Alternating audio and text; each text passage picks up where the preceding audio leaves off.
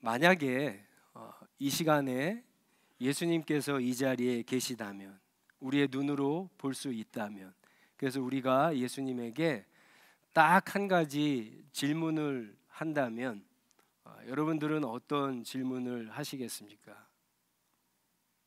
한번 생각해 보세요. 어떤 질문을 할까? 어떤 분들은 주님, 왜 이렇게 요즘에 사는 것이 어렵죠? 그런 질문을 할 수 있을 것이고, 또 어떤 분들은 앞으로 어떻게 살아야 되죠? 이런 질문도 할 수 있을 겁니다. 각자에게 다 다르겠지만 어떻게 보면은 가장 중요한 질문이고 대다수의 사람들이 할 수 있는 질문을 짐작하면은 아마 이걸 겁니다. 주님, 어떻게 하면 영원한 생명을 얻을 수 있습니까? 어떻게 하여야 구원을 받을 수 있습니까? 어떻게 하여야 하나님의 나라에 들어갈 수 있겠습니까? 어떻게 하여야 영생을 얻을 수 있겠습니까? 이터널 라이프를 얻을 수 있겠습니까? 아마 그런 질문을 하게 될 겁니다. 왜냐하면 우리가 지금 이렇게 예수님께 예배드리고 신앙생활하고 예수님을 따라가야 되는 가장 큰 이유, 첫 번째 이유가 영원한 생명을 얻어야 하기 때문에 그렇습니다.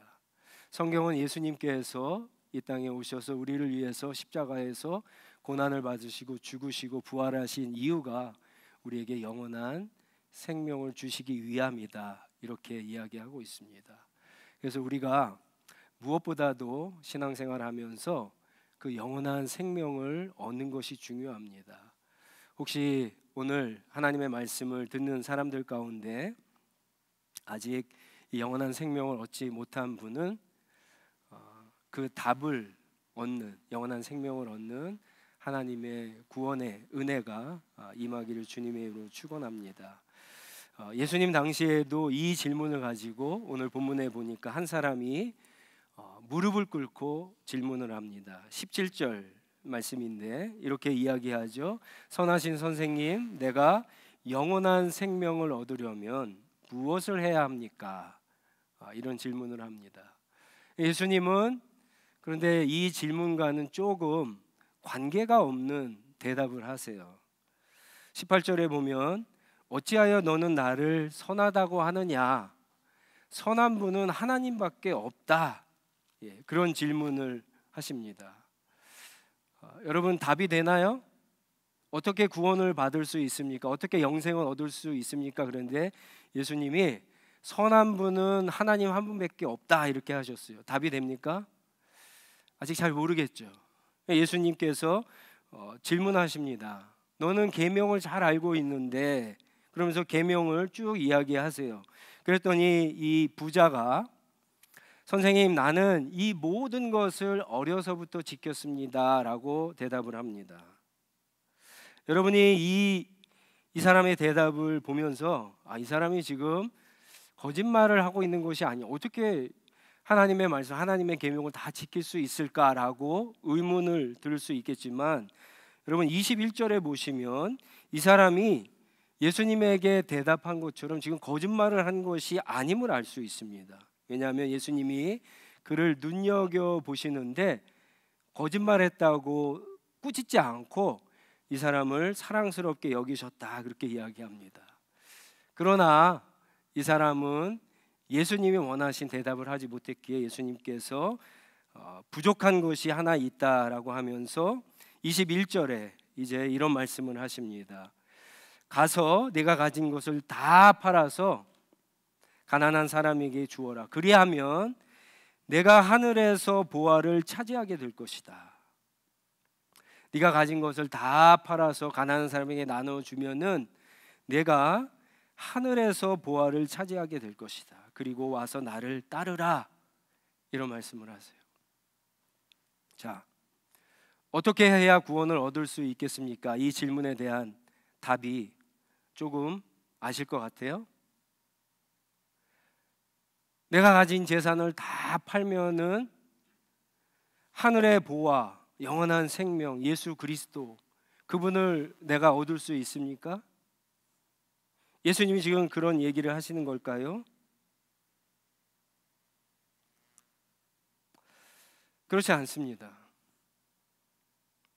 그 밑으로 내려가셔서 안타깝게도 이 부자는요, 예수님의 이 말씀을 듣고 울상을 짓고 근심하면서, 슬퍼하면서 근심하면서 예수님을 떠나가게 됩니다. 그리고 성경은 그가 재산이 많았기 때문에, 돈이 많았기 때문에 다시 돌아갔다, 그렇게 이야기합니다. 제자들도 예수님의 이 말을 듣고 오해를 합니다. 그래서 그 밑에 보시면 23절, 24절에 보면 하나님 나라에 들어가는 것이 그렇게 어려운가, 서로 수근수근 되는 거죠. 그랬을 때 예수님께서 이제 25절에 보시면 한 가지의 속담을 통해서 하신 말씀의 정확한 의미를 알려주십니다. 우리가 잘 아는 말씀이에요. 부자가 하나님의 나라에 들어가는 것, 구원을 얻는 것, 영생을 얻는 것, 영원한 생명을 얻는 것보다 낙타가 바늘귀, 아주 조그만 구멍이죠. 이 실을 끼는 그 구멍에 낙타가 들어가는 것이 더 쉽다라고 얘기합니다. 자, 무슨 뜻입니까? 낙타가 요 구멍에 들어갈 수 있어요? 들어갈 수 있습니까? 어려운 질문이 아니죠. 네. 수학도 아니고 산수도 아니고 더 쉽습니다. 들어갈 수 없어요. 불가능해요. 그런데 이 불가능한 것보다 부자가 하나님의 나라에 들어가는 것, 영생을 얻는 것이 더 불가능하다라고 이야기를 합니다. 그러면서 이제 주님께서 답을 주시는 게 이 27절의 말씀이죠. 27절 뭐라 그럽니까? 사람에게는 불가능하다. 그러나 하나님은 모든 것이 가능하다라고 이야기합니다. 여러분, 부자가 자기의 재산을 다 팔아서 가난한 사람에게 나누어 주면 하늘의 보화 영원한 생명을 얻는 것이 아니에요. 예수님이 그런 말씀을 하시는 것이 아닙니다. 그러면 가난한 사람은 구원을 못 받나요? 좀 올라가서 볼까요? 이 사람은 하나님의 말씀 계명을 다 지켰다 그랬어요. 하나님의 말씀을 다 지키면 구원을 얻습니까? 하나님의 말씀을 덜 지키면은 구원을 받지 못해요? 예수님이 하나님만 선하다고 하신 이유가 여기에 있는 거예요. 사람은 자기 스스로의 힘으로는 선해질 수도 없고 율법을 다 지킬 수도 없고 율법을 다 지켜도 하나님의 나라에 들어갈 수 없는 거예요. 구원을 받을 수 없고 영생을 받을 수 없는 거예요. 구원은 하나님이 주시는 겁니다. 하나님만이 하실 수 있어요. 그래서 부자는 못 들어간다라고 하는 얘기가 아니에요. 여러분, 성경에 보면은 부자가 영원한 생명을 얻지 못했습니까? 얼마나 많은 부자들이 성경에 나와요. 믿음의 조상인 아브라함이 가난한 사람이에요, 부자예요? 부자죠. 우리가 잘 아는 욥이 가난한 사람입니까, 부자입니까? 부자예요. 다윗이 가난한 사람이에요, 부자예요? 부자입니다. 그는 왕이었고 그는 엄청난 재력가였습니다. 구원을 받아요. 부자나 가난한 사람이 상관이 없는 거예요. 율법을 지켰느냐 지키지 못했느냐가 상관이 없어요. 이 사람이 도덕적으로 선한 사람이냐 선하지 않느냐가 문제가 아닙니다. 문제는 자기 힘으로 구원을 얻지 못하고 구원은 하나님의 능력, 하나님의 은혜로 가능하다라고 하는 말씀을 하시는 겁니다. 자, 그러면 이 부자가 왜 예수님께서 말씀하셨을 때 근심하고 슬퍼하며 돌아갔다 그렇게 얘기했는데, 성경은 이 사람이 부자였기 때문에 그렇다 그랬는데 사실은 이 말씀을 좀 관찰하고 묵상하면은 더 근본적인 이유가 있습니다. 그게 뭐냐? 이 사람은 이제까지 살면서 자기가 하나님 앞에서 죄인이라고 생각한 적이 한 번도 없었습니다. 두 가지 이유 때문에 그렇습니다. 첫 번째는 19절에 나오는 계명 때문에 그렇습니다. 이 사람은 여태까지 살면서 하나님의 말씀을 다 지켰다라고 생각했어요. 그렇기 때문에 자기는 하나님의 나라에 어느 누구보다도 가까운 사람이라고 생각을 했던 거예요. 그래서 그것을 확인받고 싶었던 거예요. 어쩌면 그거를 통해서 하나님의 인정을 받고 계속해서 이렇게 율법을 지키며 살아가면 되겠다라고 생각해서 주님 앞에 나왔을지도 모릅니다. 여러분, 우리 가운데 그런 분들이 계세요. 열심히 하나님의 말씀을 지키고 신앙생활하고 성경 읽고 기도 많이 하고 남들보다 섬김과 봉사를 잘하면 하나님의 나라에 들어갈 수 있고 영원한 생명을 얻을 수 있다라고 그렇게 오해를 하세요. 성경은 그런 얘기를 하지 않습니다. 하나님의 이 생명은 여러분 하나님의 능력, 하나님의 은혜로 주어지는 겁니다. 우리가 얘기하는 이 복음이 여러분 어디서부터 시작하는가 한번 생각해 보세요. 우리가 왜 구원을 받아야 되죠? 어디서부터의 구원이죠? 그거는 우리가 하나님과 멀어졌기 때문에, 하나님 앞에 죄인이었기 때문에 그냥 이대로 살게 되면은 하나님의 영원한 심판을 받을 수밖에 없기 때문에 우리에게 구원이 필요한 거예요. 그렇기 때문에 그것을 깨닫고 우리가 하나님 앞에 죄인인 것을 알고 우리가 스스로는 구원받을 수 없는 능력이 없음을 깨닫고 하나님의 능력을 구할 때, 하나님의 은혜를 구할 때 비로소 우리 가운데 예수 그리스도를 믿을 수 있는 놀라운 은혜가, 구원의 역사가 우리 가운데 시작되는 겁니다. 또 한 가지는요, 이 남자는 이 가지고 있는 재산 때문에 그렇습니다. 이게 성경에서는 이 사람이 재산 때문에 돌아갔다 그랬는데 맞습니다. 이 사람은 이 재산을 자신의 삶에 마치 하나님처럼 여기고 살았던 사람이 맞습니다. 사실은 하나님 앞에 죄인인 것을 깨달으면은 믿기 위해서는 반드시 돌이켜야 되거든요. 세상을 바라보고 있다가 하나님께로 돌이켜야 됩니다. 우리가 그것을 회개라 그러죠. 근데 이 사람은 여전히 이 재산, 돈이라고 하는 신 때문에 돌이키지 못합니다. 그런데 더 근본적인 이유가 또 한 가지 있습니다. 당시 유대인들은요, 하나님을 잘 믿으면은 하나님께서 큰 복을 준다고 생각을 했어요. 그래서 아브라함이 하나님을 잘 믿는 믿음의 아버지였기 때문에 큰 복을 받았다라고 생각을 한 거예요. 오늘날 우리의 신앙과 좀 비슷하지 않습니까? 많은 사람들이 그렇게 생각해요. 예수님을 잘 믿으면 큰 복을 받는다. 사업이 잘 된다. 가난해서 부자가 될 수 있는 기회가 생긴다. 막 이런 얘기들을 합니다. 근데 부자도 있지만 성경에는 가난한 사람들도 많거든요. 우리가 어떻게 생각을 해야 되냐? 성경에서 말하는 재물, 부, 돈 이런 것이 많아지는 것은요, 하나님을 잘 믿는 것과 상관이 없이 믿지 않는 사람들도 부자가 훨씬 더 많습니다. 그거는 하나님의 일반 은혜 가운데 주시는 은사에 더 가깝습니다. 은사는 하나님께서 우리에게 주신 대로 그것을 나누고 베풀 때 진정한 은사의 효력과 의미가 나타나는 거예요.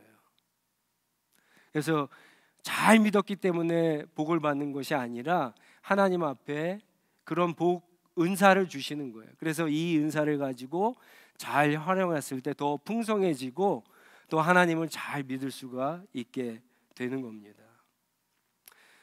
이 두 가지 이유 때문에 이 사람은 평생을 살면서 자기가 하나님의 도우심, 하나님의 능력, 하나님의 은혜가 필요한 죄인인 것을 깨닫지 못하는 거예요. 오늘날 우리 가운데 이런 사람이 얼마나 많은지 모릅니다. 우리 가운데 열심히 신앙생활을 하지만 내가 정말 하나님 앞에서 하나님의 용서가 필요한 죄인인 것을 깨닫고 통감하고 절감하고, 그래서 아무런 자격이 없지만 하나님의 은혜가 필요하다라고 하는 것을 깨닫고 주님 앞에 무릎 꿇고 엎드리는 사람이 없다라고 하는 거죠. 여러분, 영원한 생명을 얻는 것은 우리의 힘으로 불가능합니다. 우리가 사실은 다 읽지 않았습니다. 제가 이 오늘 성찬식도 있고 뒷부분이 더 중요해서 읽지 않았지만, 여러분 10장 15절 말씀을 한번 봐보세요. 10장 15절에 보시면 예수님께서 9장에서 어린아이를 영접해야지만 하나님의 나라에 들어갈 수 있다라고 하셨는데, 그 말씀을 조금 더 세밀하게 말씀하십니다. 그 뭐냐면 15절에 이렇게 얘기하십니다. 누구든지 어린아이와 같지 않으면 하나님의 나라에 들어가지 못한다라고 얘기하세요. 영접하는 것이 아니라 한 걸음 더 나아가서 어린아이처럼 되지 않으면 하나님의 나라에 들어가지 못한다라고 해야 돼요. 지금 이 말씀을 누구에게 하시죠? 예수님이 제자들에게 하세요. 어른들에게 하세요. 자, 그러면 이렇게 한번 생각해 보세요. 어른이 어린아이처럼 되는 게 여러분 가능합니까? 불가능합니까?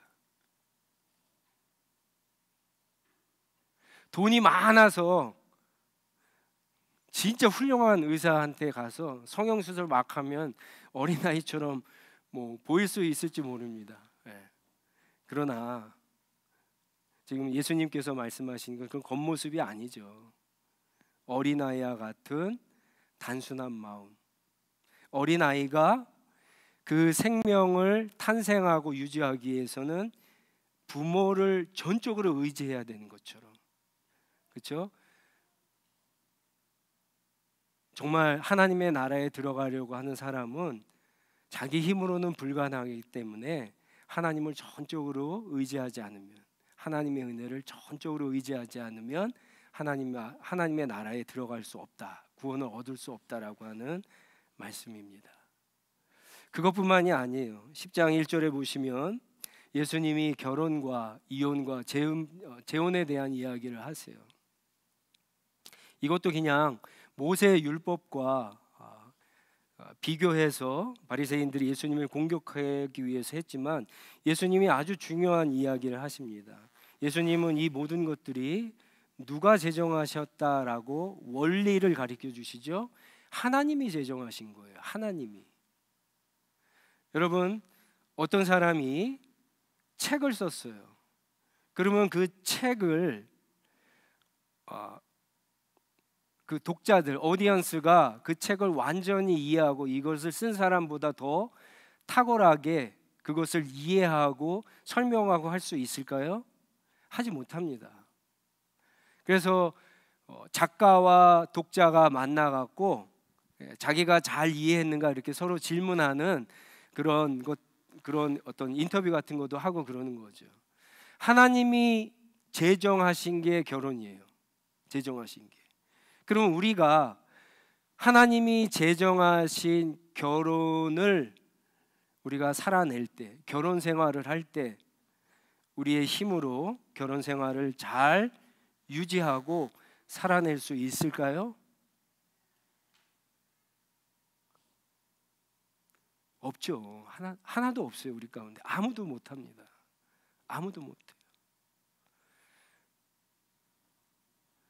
연애할 때는 그렇게 막 사랑한다고 그러고 만날 때마다 꽃도 주고, 그렇죠? 자신의 간과 쓸개도 다 줄 것 같은데 결혼 프로포즈하고 결혼을 준비하면서 싸우잖아요. 벌써 결혼식 날도 싸우고, 결혼 끝난 다음에 싸우죠. 막 우리 입에서 막 서로 상처를 주는 말도 얼마나 많이 합니까? 이 인간을 만나서 고생이다. 괜히 결혼했다. 혼자 사는 게 낫다. 근데도 여러분, 결혼을 유지하고 계신 분들, 저는 똑같다고 생각을 해요. 앞으로 결혼을 계속 이렇게 유지하는 분들이나 이혼을 하셔서 지금 솔로로 계신 분들이랑 저는 똑같다고 생각해요. 앞으로 우리의 삶은 하나님을 의지하지 않으면 똑같아요. 우리가 우리의 힘으로 살아내려고 하는 결혼 생활도 한순간에 여러분 끝날 수 있는 거예요. 하물며 영원한 생명을 얻는 것이 우리의 힘으로 가능하다고요? 천만합니다. 하나님의 말씀을 다 지킴으로 가능하다고요? 천만해요. 남들보다 더 기도 많이 하고 봉사 많이 하고 섬기는 것으로 가능하다고요? 천만해요. 인간의 힘으로는 그렇게 할 수 없습니다. 그래서 예수님께서 이 땅에 오셔서 우리 대신에 십자가에서 고난받으시고 죽으신 거예요. 우리는 우리가 할 수 없음을 알고 우리의 자격 없음을 알고 하나님이 보내신 그 예수 그리스도를 우리가 믿을 때, 영접할 때 여러분, 하나님께서 우리를 죄 없다 하시고 우리에게 영원한 생명을 선물로 주시는 겁니다. 오늘 성찬식을 하게 되는데 우리 성찬식에 임하면서 그런 은혜가 있기를 주님의 이름으로 축원합니다. 특별히 바울을 보면은 우리가 이것을 잘할 수 있습니다. 바울이 고린도전서 15장 8절에서 10절에 보면 그런 말을 합니다. 바울이 나는 교회를 핍박했던 사람인데 내가 어떤 사도들보다 더 열심히 일했고, 거짓말이 아니죠. 많은 사람들이 나를 사도로 인정해주고, 그러나 나는 사도들 중에 가장 작은 사도라고 고백을 한다. 그렇게 고백을 하죠. 근데 그것이 자기의 힘으로 했다? 아니요. 10장의 10절에 보시면 이 모든 것은 나의 나 된 것은 오늘의 내가 된 것은 다 나와 함께 하신 하나님의 은혜다라고 고백을 합니다. 이거죠, 이거. 우리가 구원을 받는 것도 하나님의 은혜고 우리가 하나님이 주신 사명대로 살아가는 것도 하나님의 은혜입니다. 30절에 보시면 예수님께서 이런 이야기를 하세요. 베드로가 우리도 예수님 그물과 배와 가족을 버리고 주님을 따랐지 않습니까? 그랬더니 예수님이 29절에 이런 말씀을 하십니다. 나를 위하여 또 복음을 위하여 버린 사람들. 무슨 말입니까? 주님을 위해서 복음을 위해서 버리지 않을 수도 있다라고 하는 거죠. 그러나 그렇게 버린 사람들, 하나님의 은혜를 깨닫고 예수 그리스도의 은혜를 깨닫고 그렇게 버리고 예수님을 따르는 사람들, 30절에 보십시오. 박해를 받겠지만 이 세상에 박해를 받겠지만 집과 형제와 자매와 어머니와 자녀와 논밭을 100배나 받을 것이며, 나중이 아닙니다. 100배나 받을 것이고 오는 세상에 이제 나중에 영원한 생명을 받을 것이다라고 이야기합니다. 영생을 얻는다라고 하는 거죠. 그러면 이 세상에서 박해를 받지만 받는 것은 무엇입니까? 이게 뭐죠? 집과 형제와 자매와 어머니와 자녀와 논밭을 100배나 받을 것이다. 이게 뭡니까? 이게 새로운 가족이에요. 이게 교회입니다. 그래서 이렇게 얘기할 수 있어요. 우리가 신앙생활을 하면서 옆에 분들 한번 이렇게 봐보세요. 네. 너무 귀한 분들이죠. 우리 형제 자매들이 진짜 가족이라고 생각이 들면 그 사람은요 하나님의 나라에 들어간 사람이에요. 가족, 예수님이 지금 가족을 얻는다 그랬잖아요. 가족을 얻는 거예요. 그리고 직업이 바뀌는 게 아니라 여러분 사명이 생기는 겁니다. 사명이. 삭개오는 예수님을 믿었지만 직업이 바뀌지 않았어요. 그러나 사명이 생겼어요. 사명이 생기는 거예요. 오늘 이 은혜가 저와 여러분들에게 있기를 주님의 이름으로 축원합니다. 우리 한번 같이 기도하겠습니다.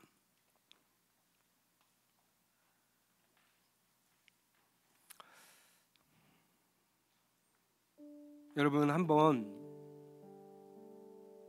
이 부자처럼 한번 그 질문을 해보시기 바랍니다. 내가 어떻게 해야 영원한 생명을 얻을 수 있을까? 예수님이 그것 때문에 오셨거든요. 근데 내가 지금 하고 있는 이 방법이 맞나 틀리나 한번 생각을 해보세요. 예수님은 오늘 이 말씀에서 우리에게 답을 주세요. 우리는 우리 스스로 할 수 없다. 그러나 하나님은 하실 수 있다.